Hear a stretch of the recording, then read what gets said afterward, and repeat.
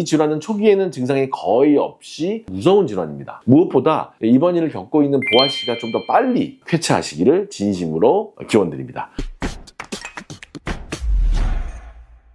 안녕하세요. 참포도나무병원 이동엽입니다. 올해 7월 아시아의 별이라고 불리우는 가수가 있죠. 보아 씨가 이 질환으로 인해서 예정된 콘서트를 중단하게 되면서 많은 분들이 좀 놀라셨죠. 이 병은 바로 무혈성 괴사, 흔히 뼈가 죽어가는 병이라는 급성골괴사라고도 하고, 물론 만성화되는 경우도 있는데 생소하게 들릴 수 있지만 이만큼 아주 무서운 병이기도 하세요. 그래서 오늘은 무혈성 괴사가 어떤 질환인지, 또 왜 생기는지, 또 어떻게 치료하고 관리하셔야 되는지 한번 알려드리는 시간을 가져보겠습니다.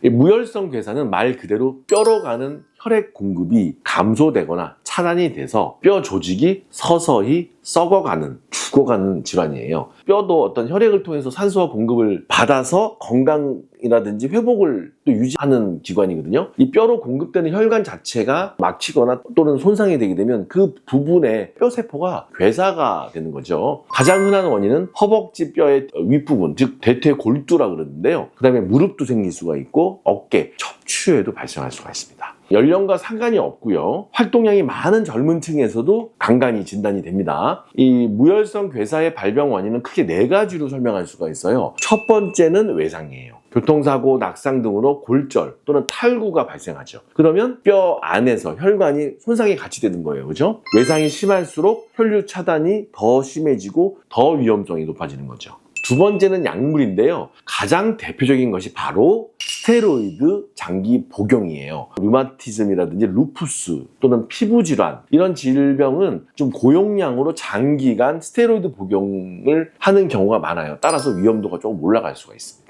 세 번째는 생활습관 또는 대사 원인인데요. 과도한 음주는 이제 혈중 지방을 증가하게 되고 미세혈관을 막게 되고 혈액 공급이 안 되게 되고, 그로 인해서 고지혈증도 생기고 당뇨도 생기게 되죠. 대사성 질환 위험성이 올라가는데, 이런 경우에도 무혈성 대퇴골두 괴사라든지 또는 무릎 질환, 척추 질환에 괴사가 올 수가 있습니다. 또 마지막 4번째는 바로 전신 면역 질환이에요. 드물게는 자가 면역 질환 또는 혈액 질환들, 혈액암, 그다음에 이제 신장 질환, 콩팥에 병이 있는 경우에도 충분히 이런 괴사 질환이 생길 수가 있습니다.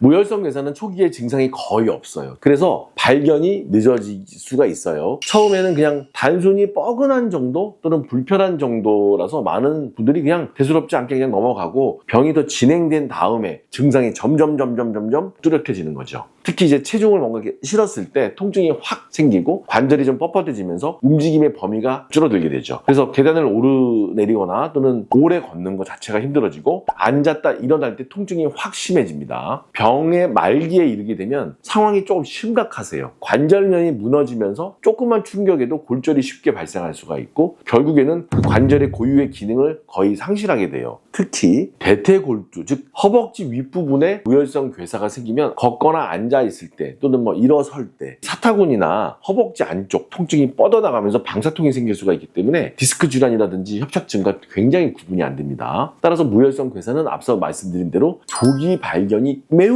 쉽지 않은 병이기 때문에, 그래서 정확한 영상 검사가 이 진단의 핵심이에요. 그래서 첫째는 MRI인데, MRI는 혈류가 차단된 부위까지 확인할 수 있기 때문에 조기 진단을 위해서라면 MRI를 찍는 게 맞습니다. 두 번째는 이제 엑스레이인데, 뼈의 모양이라든지 변형이 심하면 확인할 수가 있지만, 뼈의 모형이나 변형이 되지 않으면, 즉 안쪽으로만 썩어 있는 경우에는 초기에 발견하기가 좀 어렵다는 한계가 있습니다. 그 다음 검사는 CT인데요. CT는 뼈의 구조를 세밀하게 확인할 수도 있고, 괴사 범위라든지 뼈의 함몰 정도, 변형 정도를 파악하는데 매우 유용하죠. 특히 이제 MRI로 조기 발견을 한 다음에 수술 여부라든지 진행 속도, 평가 이런 걸 함께 할 때 보조적으로 CT는 꼭 필요합니다. 마지막으로는 혈액 검사가 있어요. 혈액 검사만으로도 무혈성 괴사 자체를 진단할 수는 없어요. 하지만 자가면역 질환이다, 혈액 응고 이상이다, 이런 원인들을 감별하는 베이직한 검사가 될 수 있기 때문에 혈액 검사도 같이 동반하고 있습니다.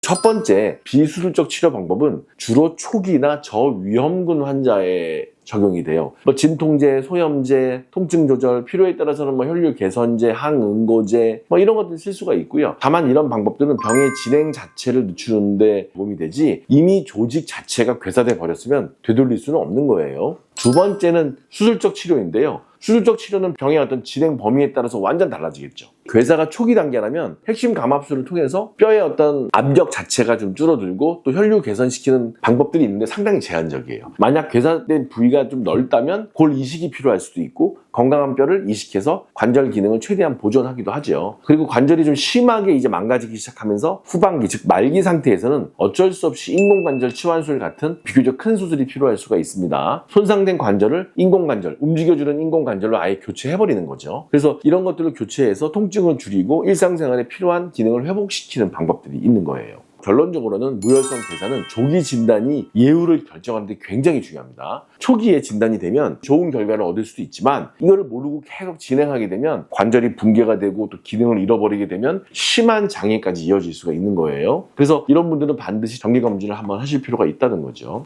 대표적으로는 스테로이드를 좀 오래 복용하고 계신 분들 또는 과음하시는 분들, 고지혈증이라든지 당뇨 같은 대사성 질환을 가지고 계시고 컨트롤이 안 되시는 분들, 또 마지막으로는 과거에 어떤 큰 외상이나 탈구 경험이 있다든지 이런 수술을 하셨던 과거력이 있는 분들은 고위험군에 해당이 됩니다. 이런 고위험군에 속한 분들은 좀 정기적인 영상검사, 전문의 상담, 꾸준히 체크를 가볍게 하시기를 권해드리고 있고요. 생활습관 관리도 절대 빼놓을 수가 없습니다. 술은 가급적 줄이시거나 끊으시는 것이 낫고요. 특히 콜레스테롤 수치나 혈당 관리가 혈관 건강을 지키는데 굉장히 중요하죠. 또한 체중을 적절하게 유지하면서 관절에 가해지는 어떤 부담, 무게를 줄이는 것도 굉장히 중요합니다. 결국 무혈성 괴사는 수술이나 약물만으로 해결되는 것이 아니에요. 대부분 생활습관을 어떻게 관리했냐, 정기적으로 내가 검진을 받았나 이런 것들에 따라서 예후가 완전히 달라지기 때문에 매우 중요한 요소라고 말씀드릴 수가 있습니다.